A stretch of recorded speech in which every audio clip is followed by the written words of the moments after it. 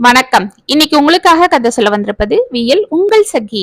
இன்னைக்கு நம்ம பார்க்க போற கதையின் பெயர் புது வாழ்வு. கதைக்குள்ள போலாமா? அறக்க பறக்க வேலையில் இருந்து வந்த பொன்னி முகத்தை அலம்பிக் கொண்டு பவுடர் பூசி நெற்றில் ₹1 அளவிற்கு குங்குமம் வைத்து தலையை வாரி கொண்டை போட்டாள். பழைய தகர பெட்டியில் இருந்து தேடி பிடித்து எடுத்த சின்னாளம்பட்டி புடவை எடுத்து கட்டி கொண்டு அந்த பெட்டியில் கையை வைத்து துழாவ அதில் ஒரு சிறிய சாக்லேட் டப்பா அவள் கைக்கு தட்டுப்பட்டது. அதை திறந்தவள் அதிலிருந்து ரூபாய்களை எடுத்து தனது சுருக்கு பையில் வைத்துக் கொண்டாள். சுற்றி பார்த்துவிட்டு வாசலில் தனது கணவன் வரும் சத்தம் கேட்கவில்லை என்று தெரிந்ததும் மீண்டும் அந்த பெட்டியை உள்ளே வைத்து தகர பெட்டியை மூடிவிட்டு எழுந்தாள். அவளது சிறிய பட்டன் போன் ஒலித்தது. ஹலோ கவிதா, இப்ப தாண்டி வேலையில இருந்து வந்தேன். இதோ கிளம்பிட்டேன். 6:30 மணி பஸ்ஸுக்கு வந்துடுவேன். நீ பஸ் ஸ்டாண்ட் பக்கம் வந்துடுறியா? அப்படியே குழந்தைக்கு ஏதாவது துணிங்க வாங்கிட்டு போயிடலாம் என்று தனது மகளிடம் கூறினாள் பொன்னி. வந்துடுறம்மா, நீ சீக்கிரமா கிளம்பி வந்துடு. ஆமா, அப்பா வரலையா? ஆமா, அவர் எந்த சாராய கடையில கிடக்குறாரோ, ஊட்ட விட்டு போய் 4 நாள் ஆகுது. அப்படியா? சரிம்மா, நீ கிளம்பி வா, நான் பஸ் ஸ்டாண்டுக்கு வந்துடுறேன். நம்ம அப்படியே நம்ம வீட்டுக்கு போயிட்டு நாளைக்கு ரவி வீட்டுக்கு போலாம் என்றாள் கவிதா. இல்ல கவி, நான் என்ன சொல்றேன்னா, இப்பவே நம்ம ரவி வீட்டுக்கு போனா குழந்தையோட ஒரு நாள் ராத்திரி தங்கினா மாதிரி இருக்கும். அப்புறம் நாளைக்கு உன் வீட்டுக்கு வந்தா அங்க பொழுதன்னைக்கு இருந்துட்டு அப்புறம் ராத்திரி பஸ்ஸுக்கு வந்துடுவேன். அது சரி, பேர மேல இவ்வளவு பாசம் வச்சுக்கிட்டு எதுக்கு இத்தனை நாள் வராம இருந்த? ஏதாவது கேட்டாலும் ஒன்னும் சொல்றது கிடையாது. அதெல்லாம் ஒன்னும் இல்ல கவி, என் மனசுல ஏதாவது இருந்தா நான் உன்கிட்ட சொல்லாம யாருக்கிட்ட சொல்லுவேன்? ஏதோ அவனை போய் பார்க்கணும்னு இத்தனை நாள் தோணல. அதுவும் இல்லாம எனக்கும் கம்பெனில லீவு இல்ல. இப்பதான் ஒரு நாள் லீவு கிடைச்சது. அதுதான் குழந்தை கண்ணு முன்னாடி நிக்கறானேன்னு பார்க்க கிளம்பிட்டேன். இப்ப அவனுக்கு என்ன அடையாளம் தெரியுதோ என்னமோ. அதெல்லாம் தெரியுமா, வடிவு எல்லாம் சொல்லிதான் வளர்க்குது. நானே பார்த்தேன். 2 வருஷத்துல அப்படி ஒன்னும் குழந்தைக்கு அடையாளம் தெரியாம போயிடாது. பாப்போம் என்று பெருமூச்சு விட்டு கொண்டு கிளம்பினாள் பொன்னி. திண்டுக்கல் பஸ் ஏறி அமர்ந்ததும் டிக்கெட்டை வாங்கிய பொன்னி அங்கிருந்த சீட்டில் அமர்ந்தாள். அந்த மேலக்காற்று விற்றென்று வீச அவள் கண்களும் ஏதோ யோசனையில் ஆழ்ந்தது. பொன்னி திண்டுக்கல் அருகில் இருக்கும் ஒரு கிராமத்தில் வேலுவை திருமணம் செய்து கொண்டு வரும்போது அவள் வயது 18. வாழ்க்கையை பற்றி ஒன்றும் தெரியாத பருவத்தில் திருமண பந்தத்தில் காலடி எடுத்து வைத்த பொன்னிக்கு முதல் நாளே வாழ்க்கை பயத்தை காட்டியது. முதல் நாளே தனது கணவன் குடித்துவிட்டு தள்ளாடி கொண்டு வீட்டிற்கு வர அந்த இரவு அவளுக்கு நரகமாக மாறியது. எதற்கெடுத்தாலும் தன்னையே குற்றம் சொல்லும் மாமியார், குடித்துவிட்டு காரணமே இன்றி தன்னை இழுத்து போட்டு அடிக்கும் கணவன், இவர்களிடம் மாட்டிக்கொண்டு விழித்த பொன்னிக்கு ஆறுதல் சொல்வதற்கு கூட பிறந்த வீட்டில் யாருமில்லை. தாய் தந்தை இல்லாத பொன்னியை தாய்மாமன் எடுத்து வளர்க்க 18 வயது வரும் வரை பல்லை கடித்து கொண்டு கஞ்சி ஊற்றினார். பிறகு கடமைக்கு ஏதோ ஒரு இடத்தில் அவளை பிடித்து தள்ளிவிட்டு கை கழுவி கொண்ட மாமன், எது நடந்தாலும் இங்கு வரக்கூடாது என்று கேட்டுக்கொள்ள பொன்னி அன்றே அந்த உறவை மறந்தாள். நாளுக்கு ஒரு பிரச்சனை, அடி உதை, மாமியாரின் ஏச்சில் பயந்து பயந்து வாழ்ந்து வந்த பொன்னிக்கு சற்று ஆறுதல் தந்தது கவிதாவும் ரவியும் பிறந்ததே. தனது வயிற்றில் பிறந்த குழந்தைகளை தனக்கு அனைத்துமாக வாழ்ந்த பொன்னிக்கு அவர்களை வளர்ப்பது பெரும் சவாலாக இருந்தது. குடிகார கணவனிடம் இருந்து எந்த பிரயோஜனமும் இல்லாததால் பொன்னி பக்கத்தில் இருக்கும் ஸ்டீல் கம்பெனிக்கு வேலைக்கு சென்றாள். அரும்பாடுபட்டு தனது கணவனுக்கு தெரியாமல் பணத்தை ஒளித்து வைத்து பாதுகாத்து தனது பிள்ளைகளின் பசியை ஆற்றி வந்தாள். கொஞ்ச நாட்களில் தனது மாமியாரும் காலமாக அவளுக்கு ஒரு விதத்தில் நிம்மதி ஏற்பட்டது. எப்படியோ அரும்பாடுபட்டு சேர்த்த பணத்தில் கவிதாவின் திருமணத்தை நடத்த அவள் திண்டுக்கல் டவுனில் சென்று வாழ்ந்து வந்தாள். அடுத்து ரவியின் படிப்பிற்கு எவ்வளவோ பணத்தை செலவு செய்த பொன்னி அதில் தோற்றே போனாள். அவனுக்கு படிப்பு மண்டையில் ஏறுவது கடினமாக இருந்தாலும் தனது தந்தையின் பழக்கம் அதிவிரைவில் ஏறியது. இதை பார்த்து நொந்து போன பொன்னி செய்வது அறியாது விழித்து கொண்டிருக்க, பக்கத்து அக்கத்து வீட்டாரின் ஆலோசனைப்படி அவனுக்கு திருமணம் முடித்தால் திருந்த வாய்ப்பு ஏற்படும் என்ற நம்பிக்கையில் தூரத்து உறவுக்கார பெண்ணான வடிவை பார்த்து திருமணம் முடித்தாள். வந்த புதிதில் வடிவு அமைதியாக இருந்தாலும் போக போக ரவியின் நடவடிக்கையால் மிகவும் அவதிப்பட ஆரம்பித்தாள். தன்னை போல் தனது மருமகள் அவதிப்படக்கூடாது என்று பொன்னியும் வீட்டிற்கு தேவையானதை அனைத்தும் வாங்கி வந்து போட, குடிகார மகனை கட்டி கொண்ட வடிவை பெற்ற மகளை போல் அன்பாக பார்த்து வந்தாள் பொன்னி.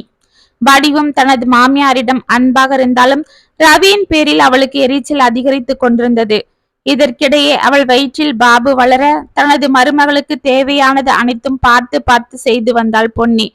பிரசவத்திற்கு கூட தாய் வீட்டிற்கு அனுப்பாமல் தன்னை பார்த்து கொண்ட மாமியாரிடம் மிகவுமே பாசம் கொண்ட வடிவு 10 மாதத்தில் பாபுவை பெற்றெடுக்க தனது பேரனை பொத்தி பொத்தி வளர்க்க ஆரம்பித்தாள் பொன்னி. வீட்டில் இவ்வளவு செலவுகள் நிகழ்வுகள் நடந்தாலும் எதிலும் அக்கறை கொள்ளாத ரவி தனது குடியை மட்டும் விடாமல் தனது சுகத்திலேயே கவனமாக இருந்தான். பாபுவிற்கும் 3 வயதாகியது. திடீரென்று குழந்தைக்கு வயிற்று வலி வர எவ்வளவோ கைவைத்தியம் பார்த்த பொன்னி ஒன்றும் புரியாமல் விழிக்க கடைசியாக திண்டுக்கல் ஆஸ்பத்திரிக்கு குழந்தையும் வடிவையும் அழைத்து கொண்டு சென்றாள். அன்று ஆஸ்பத்திரிக்கு சென்று விட்டு அழைத்து களைத்து போய் வீட்டிற்கு வந்த வடிவும் பொன்னியும் வாசலில் ரவியும் வேலும் குடித்துவிட்டு உருண்டு கிடப்பதை பார்த்தனர். ஏ ஆத்தா, எங்க போன? சாவியை கொடுத்துட்டு போகணும்னு உனக்கு அறிவு இல்ல? பாரு, நானும் அப்பாவும் வாசலையும் எம்புட்டு நேரம் கிடக்குறோம் தெரியுமா? ஆமா, எங்க போயிட்டு வரீங்க 2 பேரும் ஜோடியா? சினிமாக்கு போயிட்டு வரீங்களா என்று கேட்டுக்கொண்டு அருகில் வந்தான் ரவி. ஆமா, குழந்தைக்கு உடம்பு முடியாம ஆஸ்பத்திரிக்கு போய் அல்லாடிட்டு வரோம். எங்களை பார்த்தா சினிமாக்கு போன மாதிரி தெரியுதா உனக்கு என்றாள் பொன்னி கதவை திறந்து கொண்டு. ஐயோ, என் குழந்தைக்கு உடம்பு சரியில்லையா?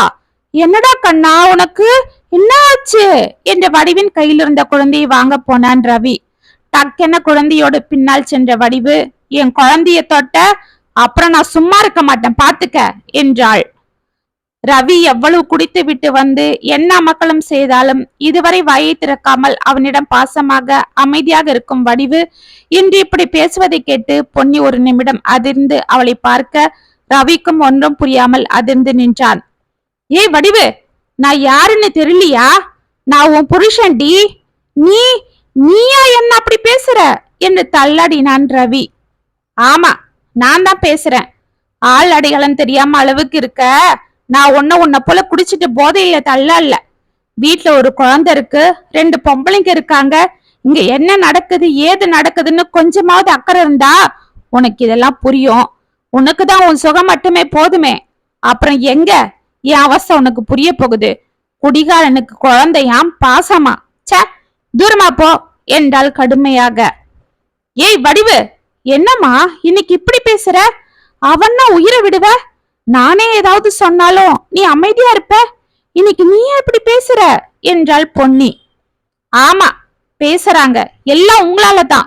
இவர் இப்படி கெட காரணம் நீங்க கொடுக்கிற செல்லம்தான். புருஷனை தான் சரியா கண்டிச்சு வைக்க முடியல. உங்க வயித்துல பிறந்த குழந்தையாவது ஒழுங்கா வளர்க்க வேண்டாம்?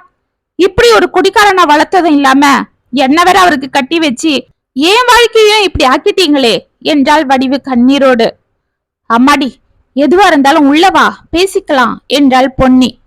இனிமே நான் இந்த வீட்டுல இருக்க முடியாது. இந்த குடிகாரன் கூட என்னால வாழ முடியாது. இதோ பாரியா, உனக்கு உண்மையா என் மேல பாசம் இருந்தா, உன் குழந்தை மேல பாசம் இருந்தா நீ குடிக்காம திருந்தி வந்து என் கூட ஒழுங்கா குடும்பம் நடத்து.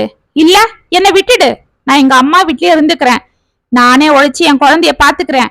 இனிமேல உன்னை நம்பி நான் இங்க இருக்க விரும்பல. விட்டா உன்னை போலவும் உன் அப்பனை போலவும் என் பிள்ளையும் குடிக்காரனா ஆகிடுவான். நான் வரேன் என்று குழந்தை எடுத்துக்கொண்டு சென்றாள் வடிவு. ரவி ஆடி நின்றான். அவனுக்கு நடப்பது கனவா நினைவா என்று புரியாமல் இருந்தது. அம்மாடி வடிவு, என்னம்மா இது? நான் ஏற்கனவே வாழ்க்கையில ரொம்ப நொந்து கிடக்கேன். ஏதோ நீயும் குழந்தையும் என் கூட இருக்கிறது எனக்கு கொஞ்சம் நிம்மதியா இருக்கு. இப்ப நீங்களும் போயிட்டா நான் என்ன பண்ணுவேன் என்று கெஞ்சினாள் பொன்னி. அத்தை, என்னை விடுங்க. இனியும் இங்க இருந்தா சரிப்படாது. நான் கிளம்புறேன் என்று குழந்தை எடுத்துக்கொண்டு விறுவிறுவென சென்றாள் வடிவு. அவள் செல்வதை கண்ணீரோடு பார்த்து கொண்டிருந்த பொன்னி அமைதியாக உள்ளே செல்ல ரவி தலையில் கையை வைத்துக் கொண்டு திண்ணையில் அமர்ந்தான். அங்கே அவ்வளவு அமக்கலங்கள் நடந்தாலும் எதையும் கண்டு கொள்ளாத வேலு உள்ளே சென்று சோற்றுப்பானையை உருட்டி கொண்டிருந்தான். 1 வாரம் சென்றது. தான் எவ்வளவு குடித்துவிட்டு வந்தாலும் எவ்வளவு அமக்கலம் செய்தாலும் தன்னை எந்த விதத்திலும் விட்டு கொடுக்காத தன் மனைவி, தன்னை விட்டு பிரிந்து செல்லாதவள் இன்று தன்னை வெறுத்துவிட்டு அம்மா வீட்டுக்கு சென்றதை ஜீரணிக்க முடியாத ரவி மிகவும் நொந்து காணப்பட்டான். தான் வெளியில் சென்று வீட்டிற்கு வரும்போது அப்பா என்று தன்னை கட்டி கொள்ளும் மகன் இப்பொழுது இங்கு இல்லை. இது நினைக்க நினைக்க அவனுக்கு ஆத்திரம் பொத்து கொண்டு வர அது வெறியாக மாறி தான் மனைவியை அடித்து நொறுக்கி விடுவது என்று சென்றான். பொன்னி அவனை எவ்வளவு தடுத்தும் அவன் நிற்காமல் ஆவேசமாக செல்ல ஒன்றும் புரியாமல் விழித்து கொண்டிருந்த பொன்னி இந்த விஷயத்தை யாரிடமும் சொல்லாமல் அமைதியாகினாள். தான் இவ்வளவு பார்த்து பார்த்து செய்தும் தனது மருமகள் தன்னிடமிருந்து பேரனை அழைத்து சென்றதை அவளால் பொறுத்து கொள்ள முடியவில்லை. இருந்தாலும் அவள் செய்தது அனைத்தும் தவறு என்றும் சொல்லிவிட முடியாது என்பதும் அவள் உணர்ந்தாள். குடிகார மகனுக்கு அவளை கட்டி வைத்து அவள் வாழ்க்கையை கேள்விக்குறியாக்கியது தன் தவறுதான் என்று எண்ணி அவள் அமைதியாகினாள். தன் மகன் ஆவேசமாக சென்றதை நினைத்து பயந்த பொன்னிக்கு ஒரு வாரம் கழித்து நல்ல செய்தியே காதில் விழுந்தது. ரவி தனது மாமனாருடன் கட்டட வேலைக்கு செல்வதாகவும் இப்பொழுது கை நிறைய வருமானம் வருவதாகவும் மாமியார் வீட்டு அருகிலேயே தனி வீடு வாடகைக்கு எடுத்து தங்கியிருப்பதாகவும் செய்தி வர அவள் மனது சற்று ஆறுதல் அடைந்தது. இருந்தாலும் தனது மருமகள் மீது அவள் அளவு கடந்த பாசம் வைத்திருந்தும் அவள் பிரிந்து சென்றது மட்டுமின்றி இந்த மாமியார் வேண்டாம் அம்மா வீடே போதும் என்று சென்றது அவளுக்கு சற்று விரக்தியை கொடுத்திருந்தது. இத்தனை வருடங்கள் அவள் எவ்வளவோ ஏமாற்றங்களை தாங்கியிருந்தாலும் தனது மருமகளிடம் அவள் வைத்த நம்பிக்கை வீணானதை அவளால் தாங்கிக் கொள்ள முடியாமல் தவித்து வந்தாள். இருந்தாலும் அங்கு நடந்த எதையும் வெளியில் சொல்லாமல் அவள் அமைதியாக இருந்துவிட இந்த விஷயங்கள் எதுவும் கவிதாவிற்கு தெரியவில்லை. தனது தம்பி தனியாக திண்டுக்கல்லில் வந்து மனைவி மகனுடன் பிழைக்கிறான் என்று எண்ணிருந்தவள் மனதில் தனது தாய் ஏன் வந்து அவர்களை பார்க்கவில்லை என்ற சந்தேகம் மட்டும் இருந்து கொண்டே இருந்தது. பஸ் ஸ்டாண்டில் பஸ் நின்றதும் தனது தாயை வந்து அழைத்து கொண்டு சென்ற கவிதா ஒரு ஆட்டோ பிடித்து தனது தம்பி வீட்டிற்கு செல்ல அங்கு வீடு பூட்டியிருப்பதை பார்த்தாள். அம்மா, என்னம்மா வீடு பூட்டிருக்கு?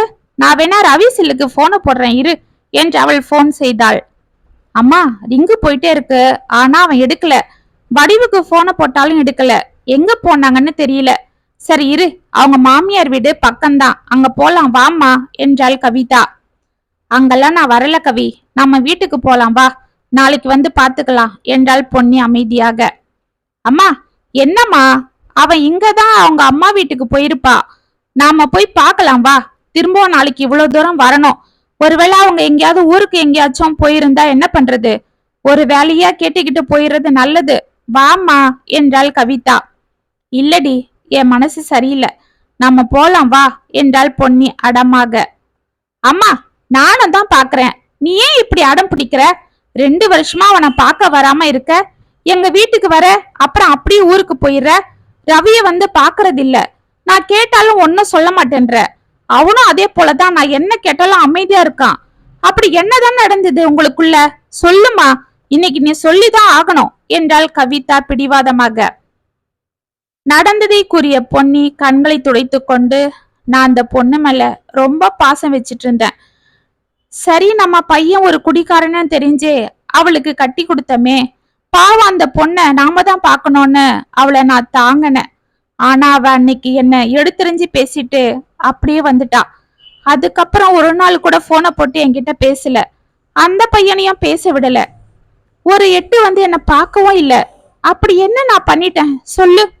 அப்பயாவது ஏதாவது கோபம் இருக்கலாம், ஆனா அதுக்கப்புறமாவது வந்திருக்கலாம் இல்ல என்றாள் பொன்னி குரல் கம்ம. ஓ, அதுவா விஷயம்? அதுக்குதான் நான் எவ்வளவு கேட்டாலும் அவங்க அமைதியா பூசி மொழிட்டு இருந்தாங்களா? அவங்களுக்கு அம்மா வீடு தான் ஒஸ்தினா இருந்துட்டு போகட்டும், ஆனா வயசான காலத்துல உழைப்பெல்லாம் வாங்கிக்கிட்டு இப்படி புருஷனை அவ பின்னாடி கூட்டி வந்துட்டாளே, சாமர்த்தியமா இருக்கட்டும், இன்னைக்கு அவளை ஒரு கை பாக்குறேன். ஏய் கவிதா, இதுக்குதான் நான் அவங்க கிட்ட சொல்லாம இருந்துட்டேன். இதோ பாரு, நம்ம பையன் சரியில்லை, அதுக்கு நாம அந்த பொண்ணை தப்பு சொல்லி எந்த பிரயோஜனமும் கிடையாது. பேசாம இரு, என் தலைவிதி கடைசி வரைக்கும் எல்லார்கிட்டயும் ஏமாந்தே நிக்கணும்னு இருக்கு. கட்டணவனும் சரியில்லை, பெத்த மகனும் சரியில்லை, எல்லாம் என் தலையெழுத்து. யார சொல்லி என்ன பிரயோஜனம்? இல்லம்மா, இது அப்படியே விடக்கூடாது. இத்தனை வருஷம் பாடுபட்டு அந்த குடிகார புருஷகிட்ட இருந்து பார்த்து பார்த்து வளர்த்த. நான் கட்டிக்கிட்டு வந்து உன்னை எத்தனை நாள் என் கூட கூப்பிட்டு இருப்பேன். அப்ப கூட பையன்தான் முக்கியம், மருமக பாவம், அவங்களுக்கு நான் தான் ஆதரவுன்னு இருந்தேன். சரின்னு நானும் பேசாம இருந்தேன். ஆனா இன்னைக்கு அவனை தனியா கூட்டிட்டு வந்து அவங்க அம்மா வீட்டுக்கு எல்லாம் செஞ்சுக்கிறாளே, அவளை நாம சும்மா விடக்கூடாது, வாமா என்று ஆவேசமாக பக்கத்து தெருவில் இருக்கும் வடிவின் அம்மா வீட்டிற்கு தனது தாயை அழைத்து சென்றாள் கவிதா. வாசற் கதவு சாத்தியிருக்க கதவை தட்ட கையெடுத்த கவிதா அமைதியாக நின்றாள். அருகில் இருந்த பொன்னியும் உள்ளே தன்னை பற்றி தனது மருமகள் தனது தாயிடம் பேசிக் கொண்டிருப்பதை கவனித்தாள். ஏண்டி, உங்க மாமியாருக்காக இவ்வளவும் பார்த்து பார்த்து வாங்குறியே, உங்க மாமியாருக்கு இதெல்லாம் பிடிக்குமா என்றாள் வடிவின் தாய் கோதாவரி.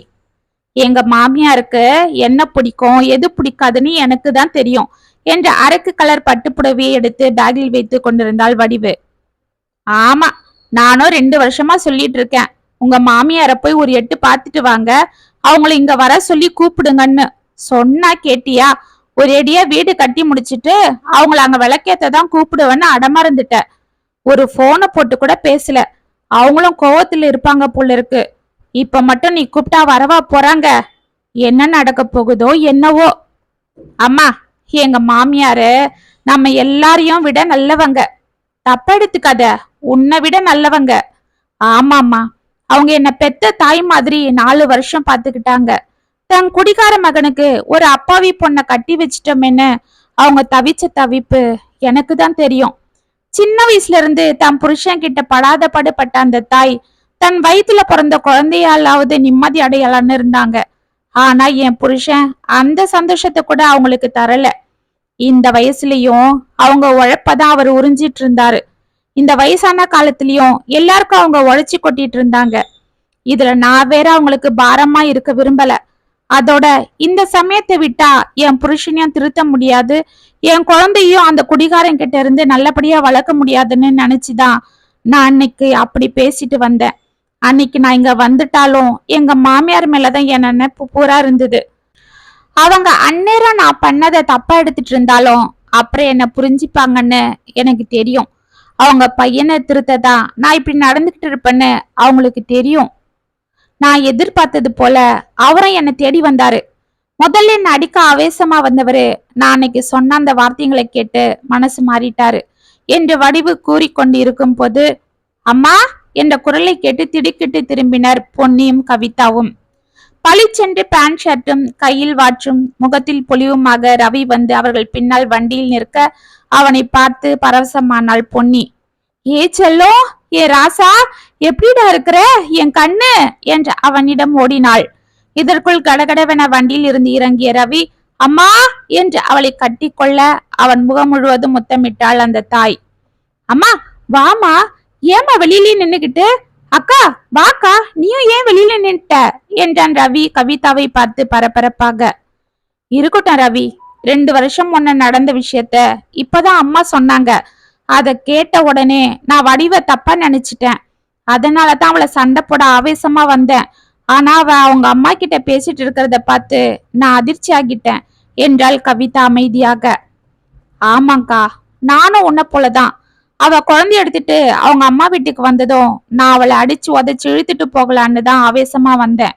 ஆனா இங்க வந்ததும் அவ என்ன மாத்திட்டா. அவ சொன்ன அந்த வார்த்தைங்க அப்பதான் முத என்ன ஒரு மனுஷனா யோசிக்க வச்சது. நான் பண்ண தப்பெல்லாம் திருத்த வச்சது என்று அன்று நடந்த நிகழ்வுக்குள் சென்றான் ரவி. ஆவேசமாக தனது மனைவியை பார்க்க வந்த ரவி உள்ளே அவள் குழந்தையோடு அமர்ந்திருப்பதை பார்த்து வாசலில் இருந்து கத்தினான். ஏய் வடிவு, வெளியில வாடி. உன் மனசுல என்ன நினைச்சிட்டு இருக்கிற? என்ன வேண்டான்னு வந்தவளுக்கு என் குழந்தை மட்டும் வேணுமா? மரியாதையா என் குழந்தைய என்கிட்ட குடுடி. நீ வேணா உங்க அம்மா வீட்டுல இரு, என் மகனை என்கிட்ட குடு என்று கத்தினான் ரவி. இதை கேட்டு வடிவு அமைதியாக தன் குழந்தையை தூக்கி கொண்டு வெளியே வர அவள் பின்னால் அவள் அப்பாவும் அம்மாவும் வந்து நின்றனர். எதுக்கு இப்படி கத்துறீங்க? உங்களுக்கு தான் மான ரோஷம் ஒன்னும் இல்ல, எங்களுக்கு கூடவா இல்ல என்றாள் வடிவு கோபமாக. உனக்கு எல்லாம் இருக்குது, நீ பெரிய மகாராணி தான். உன் வீட்டுல இந்த பிச்சைக்கார மகன் எதுக்கு? அவனை குடு, நான் போறேன் என்றான் ரவி. சரி, நான் குடுக்கறேன். ஆனா இவனை கூட்டிட்டு போனா ஒருவேளை உன்னால இவனுக்கு சோறு போட முடியுமா? சொல்லு. இந்த வயசுல உனக்கும் உன் அப்பனுக்கும் தண்ட சோறு போடுற உங்க அம்மா தான் இந்த குழந்தையும் வளர்த்தாகணும். நாளைக்கு உங்களை பார்த்து இவனை குடிச்சிட்டு வந்து நிப்பான். அதுக்கு தான் என் குழந்தைய கேக்குறியா என்றாள் வடிவு கோபமாக. உனக்கு என்னடி அத பத்தி? எங்க அம்மா தானே எனக்கு சோறு போடுறாங்க. உங்க அப்பா வீட்டுல ஒன்னும் நான் வந்து சோறு சாப்பிடலையே என்றான் ரவி ஆவேசமாக. ச, வாய மூடு. இப்படி மாடு மாதிரி வளர்ந்துட்டு கல்யாணம் பண்ணி குழந்தைய பெத்துக்கிட்டு எங்க அம்மா போடுற சோத்தை சாப்பிடறன்னு சொல்றியே, உனக்கு வெக்கமா இல்ல? ஆம்பளனா ஒரு வயசுக்கு அப்புறம் தான் உழைச்சி தன்னோட அம்மா அப்பா பொண்டாட்டி பிள்ளைங்களை காப்பாத்தணும். அதுதான் அழகு. அவன்தான் ஆம்பளை. ஆனா நீ, உன்னை நான் என்னென்ன சொல்றது என்று ஆவேசமாக பேசிய தனது மனைவியை பார்த்து அறிந்தான் ரவி. ஏய் வடிவு, கட்டின புருஷனை வாசல்ல நிக்க வச்சு இப்படி பேசுறியே? ஆயிரம் இருந்தாலும் அவர் உன் புருஷன் என்றாள் கோதாவரி. அம்மா பேசாம இரு. என்ன புருஷன்? தாலி கட்டிட்டா மட்டும் புருஷன் இல்ல, கட்டினவளை கடைசி வரைக்கும் கௌரவமா காப்பாத்துறான் பாரு, அவன்தான் புருஷன். இவருக்கு தன்னை தானே காப்பாத்திக்க கூட வக்கி இல்ல, இதுல எங்களை எங்க காப்பாத்த போறாரு? அப்பா, நீங்க வேலை பாக்குற இடத்துலயே எனக்கும் சித்தாள் வேலை வாங்கி கொடுங்க. நான் நாளையில இருந்து வேலைக்கு போறேன். நான் உழைச்சி என் பிள்ளைய காப்பாத்துறேன், படிக்க வைக்கிறேன். ஆனா இங்க மாமியார் பண்ண தப்ப நான் பண்ண மாட்டேன். இப்படி ஒரு ஊதாரி பிள்ளையா என் பாபுவை நான் வளர்க்க மாட்டேன். பாவம், அவங்க சின்ன வயசுலதான் தான் புருஷன் கிட்ட அடியும் உதையும் வாங்கி அவஸ்தைப்பட்டாங்க. இந்த வயசுல கூட அந்த தாய்க்கு நிம்மதி இல்லாம இவரால அவங்களுக்கு தொல்லைதான். இதுல நானும் அவங்களுக்கு பாரமா இருக்க விரும்பல என்றாள் வடிவு தனது தந்தையை பார்த்து. அப்பதான் எனக்கு உரைச்சுது. நான் பண்ண தப்ப அன்னைக்குதான் உணர்ந்தேன். பெத்த தாய்ப்பட்ட கஷ்டத்தை கிட்ட இருந்து பார்த்தோம். நான் தவறு பண்ணிட்டு இருந்தேன். அந்த தாயோட வேதனையை புரிஞ்சுக்காம இருந்தேன். ஆனா எங்கிருந்தோ வந்து என் தாய்க்காக இப்படி தன் வாழ்க்கையை விட்டுட்டு போக தயாரா இருக்கிற வடிவை பார்த்ததும் என் மேல எனக்கே கோபம் வந்தது. அன்னிலிருந்து நான் திருந்திட்டேன். அவங்க அப்பா கூட நானும் கட்டட வேலைக்கு போனேன். குடிக்கிறத விட்டுட்டேன். ஒரே வருஷத்துல தொழில கத்துக்கிட்டு மேஸ்திரி ஆகிட்டேன். நானே தனியா வேலை எடுத்து செய்ய ஆரம்பிச்சிட்டேன். அப்பதான் அம்மாவை போய் பார்க்கலான்னு நான் வடிவு கிட்ட சொன்னேன். அவதான் வேண்டாம், உங்க அம்மா இத்தனை வருஷம் பட்ட கஷ்டத்துக்கு இனிமே அவங்களுக்கு நிம்மதியா ஓய்வு கொடுக்கணும், அதனால அவங்களை இங்க கூட்டிட்டு வரணும். அதுக்கு நாம ஒரு வீடு கட்டணும், அதுல அவங்கள ராணி போல நிம்மதியா வாழ வைக்கணும். அது வரைக்கும் நீங்க உங்க அம்மாவை பார்க்க கூடாது. உங்க அம்மாவை இங்க எவ்வளவு சீக்கிரம் கூட்டிட்டு வர்றதுன்றது உங்ககிட்டதான் இருக்கு. சீக்கிரமா நீங்க உழைக்கணும், நம்ம வீடு கட்டணும், அப்பதானே உங்க அம்மாவை கூப்பிடுவேன் அப்படின்னு சொன்னான். அதனாலதான் நான் ராப்பகலா வேலை செய்ய ஆரம்பிச்சேன். நடுவுல அம்மாவை போய் பார்க்கல, ஏன் அவங்க கிட்ட பேசல. சீக்கிரமா அம்மாவை கூட்டிட்டு வந்து எங்க கூடவே நிரந்தரமா வச்சுக்கணும், அவங்கள நான் கடைசி வரைக்கும் நிம்மதியா பாத்துக்கணும். அந்த வெறியிலேயே ஒழிச்சு வீடும் கட்டிட்டேன். இந்த விஷயத்த அக்கா நான் உன்கிட்ட கூட சொல்லல. இப்போ வீடும் கட்டியாச்சு. இந்த வெள்ளிக்கிழமை கிரகப்பிரவேசம். நாளைக்குதான் அம்மாவை கூட்டிட்டு வரேன். நாங்க எல்லா ஏற்பாடும் பண்ணிட்டோம். உனக்கு அம்மாக்கு எல்லாருக்கும் பட்டுப்புடவை எடுத்தா வடிவு, அதெல்லாம் எடுத்துக்கிட்டு நாளைக்கு ஊருக்கு வர இருந்தோம். ஆனா அதுக்குள்ள நீ போன் போடவே எனக்கு ஒன்னும் புரியல. அதுவும் இல்லாம நான் வண்டியில வந்துட்டு இருந்ததால போனை எடுக்க முடியல. சரி வீட்டுக்கு வந்துட்டு கூப்பிடலான்னு இருந்தேன், அதுக்குள்ள நீங்க இங்க இருக்கீங்க என்றான் ரவி. ஆமாண்டா கண்ணு, என் பேரன் 2 நாளா என் கண்ணு முன்னாடியே நின்னான், அதுதான் அவனை பார்க்க வந்தேன் என்றாள் பொன்னி. இதற்குள் உள்ளிருந்து வடிவு சத்தம் கேட்டு ஓடி வர, அத்தை என்று பொன்னி அணைத்து கொண்டாள். என் தங்கம், ஏன் ராசாத்தி, என் கொல தெய்வமே, நான் உன்னை தப்பா நினைச்சு மனசுக்குள்ள வேதனைப்பட்டுட்டு இருந்தேன். ஆனா நீ என் குலத்தையே திருத்த வந்த சாமிடி கண்ணு என்று அவளை வாரி அணைத்தாள் பொன்னி. அப்பாடா, இப்பதான் எனக்கு நிம்மதியா இருக்கு. இப்படி எல்லாரும் சந்தோஷமா இருக்கிற சமயத்துல அப்பாவும் ஒழுங்கா நம்ம கூட இருந்தா எவ்வளவு நிம்மதியா இருக்கும் என்றாள் கவிதா. ஆமா நீ, நானும் அதேதான் நினைச்சிட்டு இருக்கிறேன் என்றாள் வடிவு. அது நடக்காத கதை ராசாத்திங்களா என்றாள் பொன்னி விரக்தியாக. ஏன் நடக்காது? எல்லாம் நடக்கும் சம்பந்தி அம்மா என்று வடிவின் தந்தை வேலுவை கைத்தங்களாக பிடித்து கொண்டு வர அனைவரும் அவர்களை ஆச்சரியமாக பார்த்தனர். என்னங்க, என்னாச்சு உங்களுக்கு என்று பொன்னி அலற, பொன்னி என்ன மன்னிச்சிடுமா, நீ எவ்வளவோ சொல்லியும் திருந்தாம கிடந்த என்ன இன்னைக்கு நம்ம சம்மந்தி திருத்திட்டாரு. ஆமாமா, இன்னைக்கு என் கூட்டாளிங்க கூட நல்லா குடிச்சுப்புட்டு கண்ணு மண்ணு தெரியாம ரோட்டுல உழுந்து கிடந்தேன். என்ன போலீஸ்காரு புடிச்சிட்டு போய் திண்டுக்கல் ஸ்டேஷன்ல வச்சு அடி அடின்னு அடிச்சிட்டாரு. என் கூட வந்த கூட்டாளிங்களெல்லாம் அவங்க வீட்டுல வந்து கூட்டிட்டு போயிட்டாங்க. எனக்கு யார கூப்பிடுறதுன்னு தெரியல. நம்ம ரவியோட போன் நம்பரு, கவிதா நம்பரு, ஏன் உன் போன் நம்பர் கூட எனக்கு தெரியாம இருந்தேன். அப்பதான் என்ன போலீஸ் பிடிச்சத பார்த்த நம்ம சம்மந்தி ஸ்டேஷனுக்கு வந்து என்ன இன்ஸ்பெக்டர் கிட்ட சொல்லி கூட்டிட்டு வந்தாரு. ஸ்டேஷனில் இருந்து வெளியே வந்த வேலுவை பார்த்த வடிவின் தந்தை, என்ன சம்மந்தி, இப்படி இந்த வயசுல சுயநினைவு இல்லாத அளவுக்கு குடிச்சிட்டு அசிங்கமா போலீஸ்ல வந்து அடி வாங்குறீங்களே, உங்களுக்கு வெக்கமா இல்ல என்றார். வேலு அமைதியாக தலையை குனிந்து நிற்க, சின்ன வயசுல இருந்து பொறுப்பில்லாம குடிச்சிட்டு குடும்பத்தை கவனிக்காம பொண்டாட்டி உழைப்புல வயிறு வளர்க்கிற உங்களை பார்த்து உங்க பையன் பேரையவங்கெல்லாம் என்ன கத்துப்பாங்க? அதுதான் உங்க பையனோ உங்க வழியில போயிட்டான். என் பொண்ணு அவனை திருத்திட்டா. இல்ல நாளைக்கு உங்க பேரனோ அதே வழியில தான் போயிருப்பான். இது போல எல்லா குடிகாரங்க வீட்லயும் ஒரு பொன்னியும் வடிவும் இன்னைக்கும் கஷ்டப்பட்டுக்கிட்டு தான் இருக்காங்க. பொம்பளைங்களுக்கு நாம தான் பாதுகாப்பா இருந்து அவங்கள கண் கலங்காம பாத்துக்கணும். அவங்க உடம்பாலவும் மனசாலவும் ரொம்ப சாதுவானவங்க தான். அதுக்காக நாம சும்மா அவங்கள ஏறி மிதிச்சா அந்த சாது மறந்துடும். அப்புறம் நாம தாங்க மாட்டோம். இத்தனை வருஷம் என்னதான் நீங்க குடிச்சிட்டு வந்து அமக்கலம் பண்ணாலும் உங்களை விட்டு கொடுக்காம தான் குடும்பத்தையும் விடாம பாத்துக்கிட்டாங்களே உங்க பொண்டாட்டி. அப்படிப்பட்ட அந்த பெண் உங்க வாழ்க்கையில இல்லைன்னா உங்களுக்கு என்ன அடையாளம்? உங்க மகனும் மகளும் கட்டாயம் உங்களை பாத்துக்க மாட்டாங்க. இன்னைக்கு அனாதையா ஸ்டேஷன்ல நின்னீங்களே, அது போலதான் நிக்கணும். தான் குடும்பத்து மேல அக்கறை இல்லாத குடிக்கார அமளிகள் எல்லாம் கடைசி காலத்துல அதுதான் கதி. இப்ப கூட நான் உங்களுக்காக இங்க வரல, உங்களை கூட்டிட்டு போகல. என் கூட பிறக்காத அக்காவா நான் நினைச்சிட்டு இருக்கிற அந்த ஒரு ஜீவனுக்காகத்தான் நான் பாக்குறேன். போதும் அவங்க உங்களால பட்ட கஷ்டம் எல்லாம்.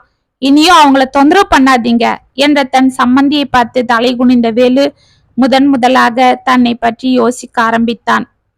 சம்மந்தி சொன்னதுக்கு அப்புறம்தான் என்னோட தவற நான் உணர்ந்தேன். என் பொண்ணிய பத்தி நான் யோசிச்சேன். என்னை பெத்த ஆத்தா மாதிரி இத்தனை வருஷம் எனக்காக எல்லாம் பொறுத்துக்கிட்ட என் பொண்ணிய நான் இனி என் கண்ணுக்குள்ள வச்சு பார்த்துப்பேன். பொன்னி, என்னை மன்னிச்சிடுமா. இனி நான் குடிக்க மாட்டேன், இது ஊ மேல சத்தியம் என்றார் வேலு. அப்பாடா, இன்னைக்குதான் நல்ல காலம் பிறந்தது. நான் அந்த மாரியாத்தா கிட்ட வேண்டிக்கிட்டது வீண் போகல என்றால் வடிவு கண்கள் கலங்க. அவளை வாரி அணைத்த பொன்னி, எல்லாம் உன்னால தாண்டி என் குலதெய்வமே. என் வம்சத்தை வாழ வச்சுவடி நீ.